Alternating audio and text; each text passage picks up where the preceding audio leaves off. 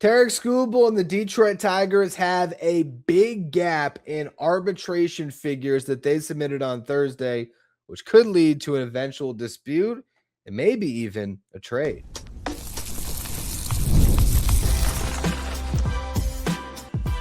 You are Locked On Mets, your daily New York Mets podcast, part of the Locked On Podcast Network, your team every day.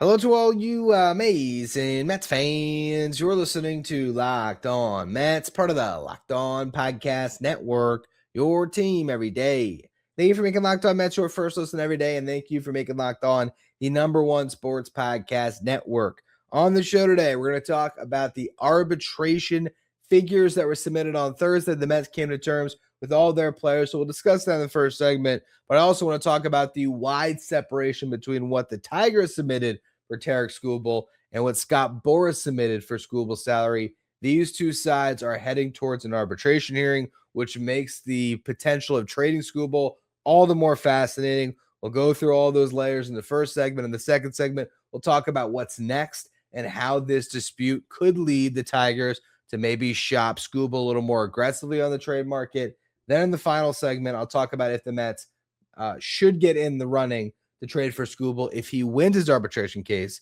and will make over $30 million this season. Before we get to any of that, I'm your host, Ryan Finkelstein. I've been covering the New York Mets on this show since the 2019 season. This is the #1 daily podcast on the New York Mets. Want to find some of my written work? You can do so over at justbaseball.com, where I work as the editor-in-chief. Today's episode is brought to you by FanDuel. Before tip-off, check the FanDuel app and see what's dropping during NBA Happy Hour every Friday from 6 to 7:30 p.m. Eastern Time.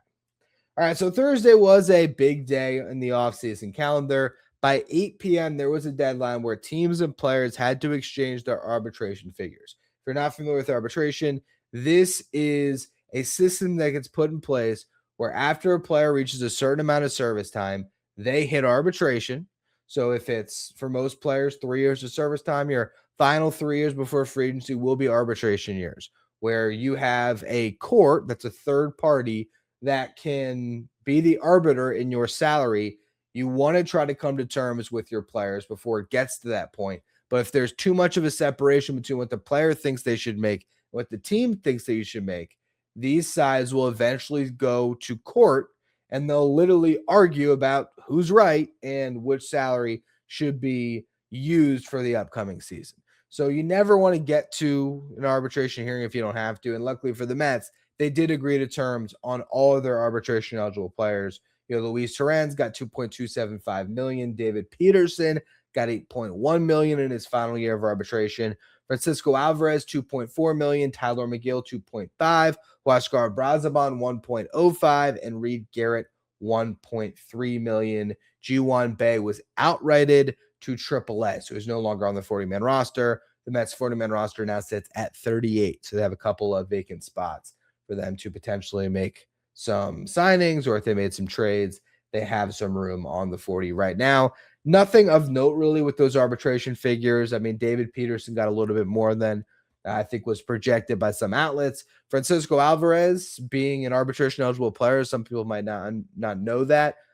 He has reached a Super 2 status because he has more service time than other players. You know, I think it's the top like 25% of service time, past the 2 years. You become a Super 2 eligible player where you get an extra year of arbitration. So Alvarez will have 4 years of arbitration instead of 3. Meanwhile, you have Brett Beatty and Mark Vientos, who also still have 4 years of team control, but they are still pre-arb from the season. They do not have enough service time to be Super 2 eligible. So this is 1 more year of pre-arb, and then they'll have 3 arbitration years that follow. So that's the Mets side of it. And there's really not much we can take from it. Their overall payroll is still about where we had projected recently. Still probably have about $35 million to spend this offseason. But as John Heyman reported today, I think it was more conjecture than reporting, but regardless, if the Mets had an opportunity that would significantly improve the team, Steve Cohen could go past the limits that he has previously set on the payroll. And Tarik Skubal, 2-time Cy Young, is definitely a guy that you might change things around for and you might expand the budget for. So let's get into this situation because this is fascinating. The Tigers submitted their figure on Tarik Skubal. It was $19 million. Scott Boras' side, representing Skubal, submitted a salary of $32 million. This is the largest gap ever between a team and a player going into an arbitration hearing. And in the past, the Tigers have been file and trial. So essentially what that means is a lot of teams these days, if they can't come to terms with the player before this deadline, which you had from the end of the season until now to come to terms. The Mets agreed with Tyrone Taylor back in November, right? So these things can be decided way earlier. If you get to this point and think it's agreed upon, they submit the number, they file what they just did, and they go to trial. If they wanted to, they still could tomorrow say, oh, we've agreed. Tarik Skubal is going to get $27 million next season because that's $5 million less than the 32. And if they think they're going to lose the hearing, they could always try to negotiate something. But as a previous team that always files and trials, it does look like these two sides are heading towards an arbitration hearing where Skubal will aim to get the highest salary ever through arbitration. Juan Soto previously held the record with a $31 million deal with the Yankees in 2024, but that was not decided in an arbitration court. Those two sides were able to come together and get a deal done prior to that. So we don't really have any direct example from the past that we can look to on how these, a gap this big, and there's never been a gap this big, can be decided in arbitration. The record for a pitcher is $19.75 million, signed by David Price back in 2015. Funny enough, with the Tigers. The highest salary ever awarded by a panel in an arbitration court is Vladimir Guerrero Jr.'s salary back in 2024, which was $19.9 million. I looked back at that one. Toronto checked in at $18.05 million. So it was about a $2 million bump from what Toronto wanted to pay him, but not a massive $13 million gap between those two sides. Now, the arbitration panel, the way they will decide this, what they will be arbitrating on, what the whole discussion will be, is the Boras side has to argue that Skubal is worth $1 million more than the halfway mark between the two figures. So they take the $19 million, they take the $32 million, add them together, divided by 2, they get you to $25.5 million. That's the middle ground. Is Skubal closer to the high side or the low side? And so Boras's argument is going to be that he is worth the $32 million. He is worth $1 million more than that halfway mark in particular. He's worth $26.5 million. Now, on the other side, the Tigers have to argue that he's worth $1 million less than that middle point. And so with that, it's going to be very interesting to see how this arbitration hearing goes, because you've never seen a player make this much in arbitration, but Boras has so much at his disposal to argue this case because, as ESPN noted in one of their articles about this, there are 2 uncommon stipulations that help Skubal to win this case. The first is that players that have 5 years of service time can compare themselves not just to arbitration eligible players, but to every other player. So Skubal doesn't have to just say, okay, the highest ARB salary ever for a pitcher is David Price at close to $20 million. He could say, well, look what Max Fried's getting paid. Look what Garrett Crochet is getting paid. Look what Jacob deGrom is getting paid, or Garrett Cole is getting paid, Yoshinobu Yamamoto is getting paid. He can compare himself to the whole league. And also the other thing is that special accomplishments get acknowledged and are considered. And for Skubal, he is a back-to-back Cy Young. The highest raise ever given to an arbitration-eligible pitcher was Jacob deGrom with the Mets after he won the Cy Young. So in 2019, he jumped from $7.4 million to $17 million with the Mets. And then I think the last year of that, I want to say he was over. Well, actually, there have been a couple more years, right? I should know it. Then they signed the extension. What am I talking about? They signed the extension after that. So I guess they agreed to that deal, which would have paid him $17 million. And then Brody Van Wagen and his agent became the GM, and the two sides met that winter, that spring training, and they got a deal done going into the 2029 season. whatever it was, the $158 million extension, I believe, something like that. It was the same contract that David Wright got. Regardless of all of that, that was almost a $10 million jump in arbitration that DeGrom got. For Skubal, this would be over a $20 million jump in salary compared to last year. Last year, he made $10.15 million. So this is a massive ask from Boras's side, which could lead to a further, I don't know what I would call the dispute that's already there, but there's been, the reporting about how these sides haven't agreed on contract figures. This could lead to some bad blood when you take a player to an arbitration hearing, and that's what I want to talk about next. Could this contract dispute lead to the Tigers shopping Tarik Skubal more aggressively this offseason?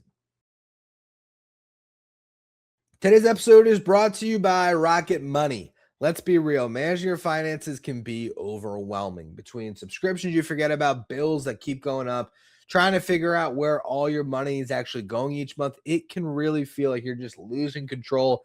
That's where you got to use Rocket Money, because Rocket Money is the personal finance app that helps you take that control back. It finds and cancels unwanted subscriptions, monitors your spending, and helps you lower your bills so you can grow your savings. The automatic transaction categorization tool is a game changer. I can finally see exactly where my money's going each month. You can set budgets and goals, get personalized insights, and receive real-time alerts for large transactions, upcoming bills, and low balances. It consolidates everything: your checking, your savings, your loans, your investments, all into one dashboard where you can get a clear view of your entire financial picture. If you want to sign up, let Rocket Money help you reach your financial goals faster. Join at rocketmoney.com/lockedon. That is rocketmoney.com/lockedon. rocketmoney.com/lockedon. If you're watching on YouTube, do me a favor and hit that subscribe button. Help us get closer to our next goal of 16,000 subscribers. So if Tarik Skubal goes to arbitration with the Tigers and loses, he's now making $19 million this season, when his agent had promised or told him, hey, we're going to get to 32. That's a massive difference in salary. That's a $13 million difference. It's huge. And to me, that could lead to a disgruntled player showing up at camp. Now, Skubal has said he loves the Tigers. He loves the franchise, loves the fans, loves everything about it. It's all he's ever known. I get that. But there's something that happens when you take a player to arbitration. Just ask Corbin Burns.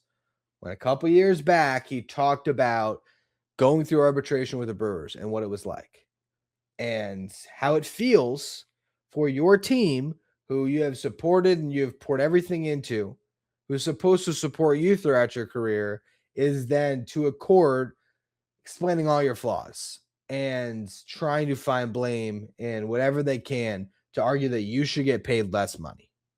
If there's anything at this point that can sour the relationship between the Tigers and Tarik Skubal, it is exactly this: a wide gap that could lead to a nasty arbitration hearing. And either way, there's could be some hurt feelings. And if he wins, now the Tigers have to pay him $32 million when they have submitted a figure at $19 million. I mean, they probably should have gone a little higher, because if they had gone to, let's say, $22 million and the gap was 22 to 32, then you add those numbers together and you find the middle ground. Now you're looking more at trying to argue, okay, is Skubal not worth like $28 million? And then you might be able to win that case. I think they're going to lose this case. I really do. And I think Skubal's going to get paid $32 million this season. That's massive. So if you look at the Tigers' projected tax payroll by Spot Track right now, if Skubal wins and gets $32 million, you're looking at $192 million in payroll for the upcoming season. The Tigers, the highest they've had their payroll since 2019 to last year, at $155 million. That's a huge difference from last year's payroll to this year. Now, can they carry it? Sure, any of these owners can carry a big payroll if they wanted to. But it just can open the door to the Tigers reconsidering. But also, if he's making $32 million, Now that barrier of entry is a lot tougher for teams to trade for him. Because how many teams at this stage in the offseason can look at their books and say, all right, we'll take on the $32 million in salary. If you hadn't signed a top free agent pitcher yet, who knows if you had the room for it? I guess if you were in the market for Framber Valdez, who might make $30 million anyway, sure, this is a different route to go, but you have to trade prospects plus take on the salary. I think at $32 million, call me crazy, Freddy Peralta might have more trade value than Tarik Skubal because he's making $8 million. He's making a quarter of what Skubal is making, and he's not a quarter of the pitcher. Skubal's really good, but so is Freddy Peralta. He's not a two-time Cy Young, but there's a lot more teams that'll put a lot more on the table to get a pitcher at $8 million than to get a pitcher at $32 million. Now, with that, there still has to be a certain bar for a package that the Tigers are getting back where they would actually entertain trading Tarik Skubal. But if you're the Mets, can you now, if he's making $32 million, pull off a trade for Skubal where you don't have to trade Jonah Tong? That's what we're going to talk about next. If the Mets can put together a package that's too good for the Tigers to pass up, but also not one that's too tough to stomach. So we're going to go through that to close out the show here in just a minute. Today's episode is brought to you by FanDuel. Fridays already feel different during the basketball season, and FanDuel is making them even better because every Friday night before the game tips off, FanDuel is giving fans a new way to kick off the weekend with NBA Happy Hour. NBA Happy Hour is your official pregame, a limited time window where special offers drop right inside the FanDuel app before the action starts. Fridays from 6 to 7:30 p.m. Eastern Time, it is now appointment viewing with the NBA Happy Hour. We can open up the FanDuel app, and Happy Hour is going to bring you something new every night, whether it's boosts, bonuses, other surprises. It's easy to check the weekly specials before tip-off. Make a move before that window closes. So before tip-off, check the FanDuel app and see what's dropping during NBA Happy Hour every Friday from 6 to 7:30 p.m. Eastern Time. A little basketball, a little action, and a whole lot of Friday energy.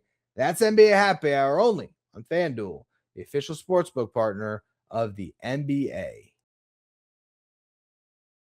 Thank you for making Locked On Mets your first listen every day, and thank you for making Locked On the #1 sports podcast network. You already live your team every day. Now it's time to take it up a level and go ad-free. Join the Everyday Club today and get Locked On Mets, no interruptions, members-only Discord access, and more, all for just $5 a month and $50 a year. Go to lockedonmets.supercast.com or check the link in the show notes to learn more. All right, so now let's talk about the potential for the Mets to trade for Tarik Skubal. Again, when you look at a $32 million salary, that's going to eliminate a lot of teams from trying to pick him up. If you're the Boston Red Sox, are you going to trade prospect capital and take on a $32 million salary when they've already been averse for spending big in the past? The Yankees aren't going to do it. The Dodgers would do it, probably.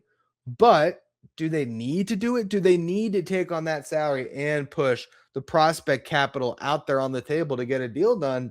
The more I think about the different teams that would be in the running, maybe the Blue Jays, because they're just spending like crazy. Okay.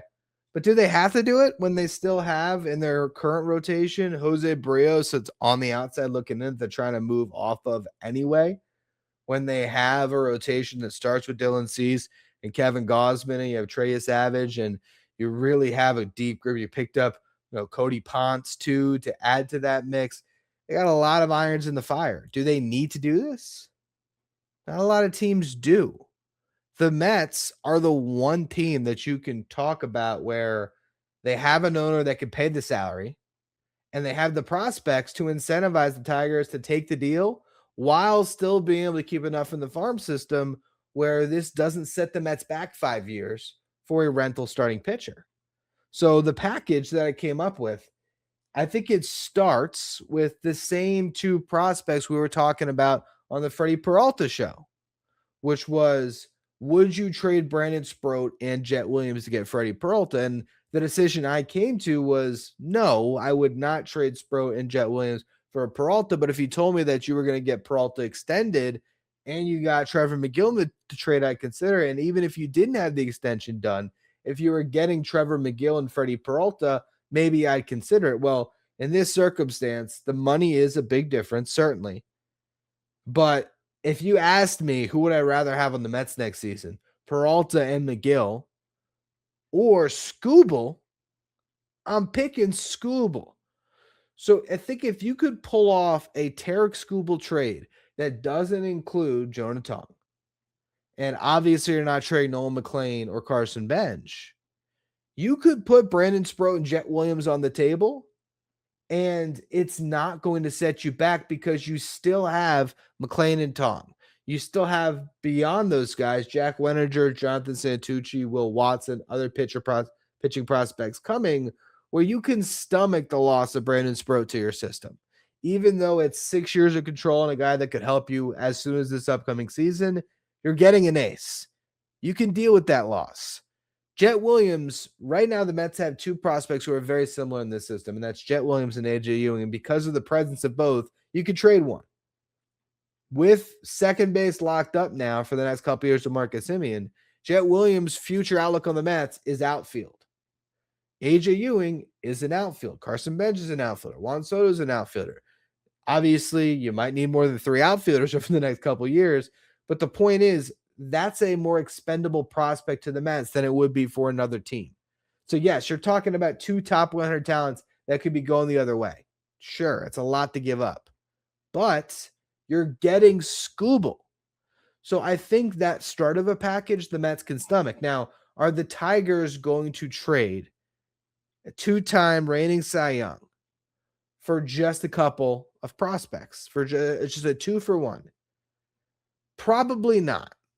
So if you're the Mets, how do you sweeten this trade? How do you offer something to the Tigers that they accept, that they appreciate the expanding of the package, but it's not setting you back when it comes to future value much more because you just gave up 12 years of future value and control in Sproat and Jet. So you'd like to stay away from the other top prospects in your system. Well, maybe you throw Ronnie Mauricio in the deal. Now, yeah, that's 6 years of Ronnie Mauricio, but Ronnie Mauricio is still a very unproven commodity. He is now a player with an injury history who at this point has shown that he can't hit right-handed pitching. So that limits him already to a platoon bat. Defensively, he could be a very good third baseman, but if you have Brett Beatty there, there's not a direct path for Ronnie Mauricio. I do like him on the roster as depth because he has an option, but I think you could talk yourself into including Mauricio or even Acuna in this trade, because ultimately, if you don't see a clear enough runway for either guy to be a starter for you at any point in the next couple of years, these are guys that are readily available and expendable anyway. So adding that to the package does not kill you. But if you're the Tigers, all right, here's another iron in the fire that we have that can play third base for us, a position where they have a lot more uncertainty. You have Colt Keith, you have Zach McKinstry, but you're also waiting on Kevin McGonigal to come up. He could be there opening day and be your shortstop. Who knows exactly how the infield mix is going to shake itself out, but Mauricio could absolutely find a time. And you also have a team in the Tigers that loves matchups more than anybody, so they'd love to find a platoon partner for Ronnie Mauricio and make that thing work. So I think that is intriguing as well. And the furthest I would go here, if you're the Mets and you have said all off season you're open to trading David Peterson or Kodai Senga, I'd consider throwing one of them in this deal as well, preferably Senga, because you're getting off the money and you're offsetting the salary a little bit. But also Senga has more upside. And who knows if the Tigers will want the upside of Senga or they want the high floor of Peterson. But I could talk myself into trading a 4-for-1 package for Skubal because, again, you were able to keep Jonah Tong out of this deal.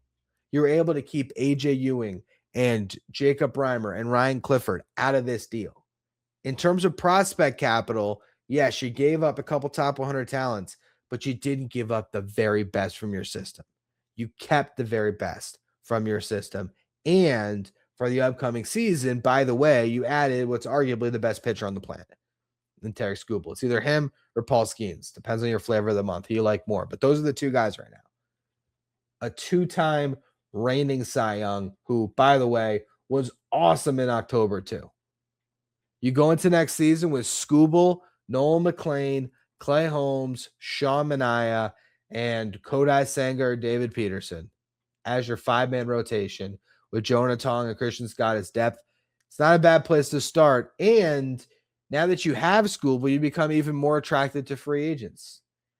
You're now more attractive. Let's say you did trade David Peterson and Jose Quintana wants to win.